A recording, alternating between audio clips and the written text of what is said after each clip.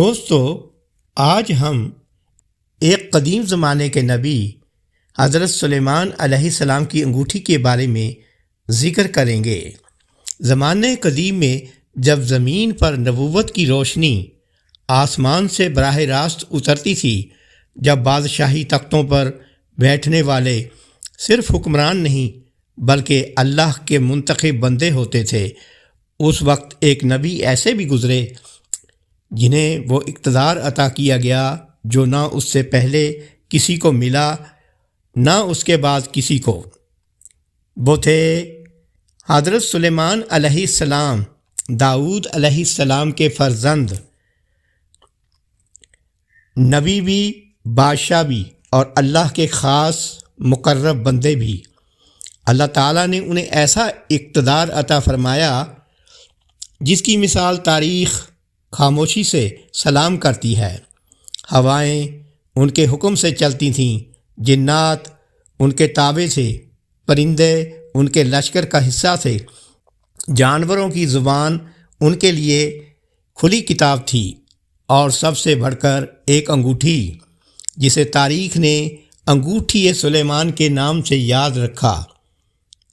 روایت میں آتا ہے کہ حضرت سلیمان علیہ السلام کو نبوت کے ساتھ بادشاہی بھی عطا کی گئی، تو اللہ تعالیٰ نے انہیں ایک خاص انگوٹھی عطا فرمائی۔ یہ کوئی عام زیور نہ تھا، نہ ہی کسی دنیاوی طاقت کی علامت۔ یہ انگوٹھی اللہ کے اذن سے اقتدار کی نشانی تھی۔ کہا جاتا ہے کہ اس انگوٹھی پر اللہ کا اسم اعظم کندہ تھا، یا وہ کلمات جن کی برکت سے جنات، شیاطین اور ہوائیں حضرت سلیمان علیہ السلام کے حکم کے تابع ہوا کرتی تھیں۔ جب وہ انگوٹھی ان کی انگلی میں ہوتی تھی تو جنات حکم مانتے، شیاطین قید میں آ جاتے، ہوا تخت کو اڑا کر لے جاتی، سلطنت میں عدل قائم رہتا۔ لیکن یہ سب انگوٹھی کی طاقت نہیں تھی بلکہ اللہ کے حکم کی تجلی تھی۔ حضرت سلیمان علیہ السلام کا دربار شان و شوکت سے بھرا ہوتا، مگر اس دربار کی سب سے بڑی زینت عدل تھا۔ ایک دن دو عورتیں ایک بچے کو لے کر آئیں، دونوں کہتی تھیں کہ بچہ میرا ہے۔ فیصلہ مشکل تھا۔ حضرت سلیمان علیہ السلام نے فرمایا، بچے کو دو حصوں میں تقسیم کر دیا جائے۔ ایک عورت خاموش رہی، دوسری چیخ اٹھی، نہیں، بچہ اسے دے دو، مگر اسے قتل نہ کرو۔ حضرت سلیمان علیہ السلام مسکرائے کہ فیصلہ ہو گیا۔ ماں پہچان لی گئی۔ یہ حکمت انگوٹھی سے نہیں، نبوت کے نور سے تھی۔ لیکن اقتدار ہمیشہ امتحان بھی ہوتا ہے۔ روایت میں آتا ہے کہ ایک دن حضرت سلیمان علیہ السلام غسل کے لیے تشریف لے گئے اور اپنی انگوٹھی ایک خاص جگہ رکھ دی، یا کسی قابل اعتماد شخص کے سپرد کر دی۔ اسی وقت ایک آزمائش نازل ہوئی۔ ایک جن یا شیطان، جسے بعض روایت میں سخر کہا گیا ہے، نے دھوکے سے انگوٹھی حاصل کر لی اور حضرت سلیمان علیہ السلام کی صورت اختیار کر کے تخت پر بیٹھ گیا، اور یوں اقتدار کا توازن بگڑ گیا۔ حضرت سلیمان علیہ السلام جب واپس آئے تو دربار میں داخل نہ ہو سکے۔ لوگ انہیں پہچاننے سے انکار کرنے لگے۔ جو کل بادشاہ تھا آج اجنبی تھا۔ وہ نبی جس کے حکم پر جن کانپتے تھے آج ایک عام انسان بن چکا تھا۔ لیکن ایک فرق تھا، نبوت کبھی نہیں چھینی گئی۔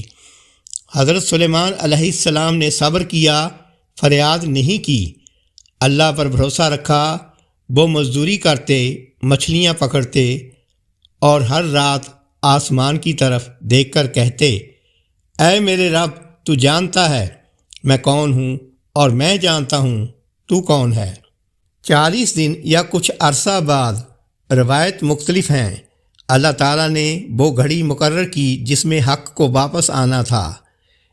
ایک دن حضرت سلیمان علیہ السلام کو ایک مچھلی ملی۔ جب اس کا پیٹ چیرا گیا تو اندر وہی انگوٹھی تھی۔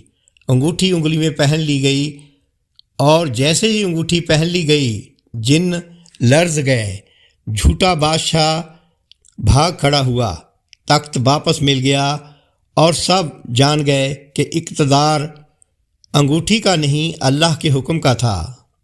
حضرت سلیمان علیہ السلام نے شیاطین کو قید کیا، انہیں عمارتیں بنانے، سمندر سے موتی نکالنے اور سخت محنت کے کاموں میں لگا دیا۔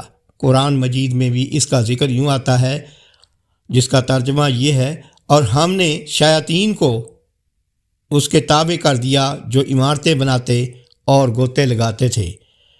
یہ سزا نہیں، عدل کا نظام تھا۔ حضرت سلیمان علیہ السلام کی زندگی ہمیں یہ سکھاتی ہے کہ طاقت اگر اللہ دے تو امتحان بنتی ہے، اختیار اگر غروب بن جائے تو چھن جاتا ہے، اور اگر صبر ہو تو کھوئی ہوئی عزت بھی واپس مل جاتی ہے۔ انگوٹھی ایک علامت تھی، اصل قوت توکل، صبر اور شکر تھا۔ حضرت سلیمان علیہ السلام کی انگوٹھی ہمیں یہ یاد دلاتی ہے کہ دنیا کی کوئی طاقت مستقل نہیں، مستقل صرف اللہ کی ذات ہے، اور جو اس پر بھروسہ کرے اسے زمین بھی جھک کر سلام اور آسمان بھی جھک کر سلام کرتے ہیں۔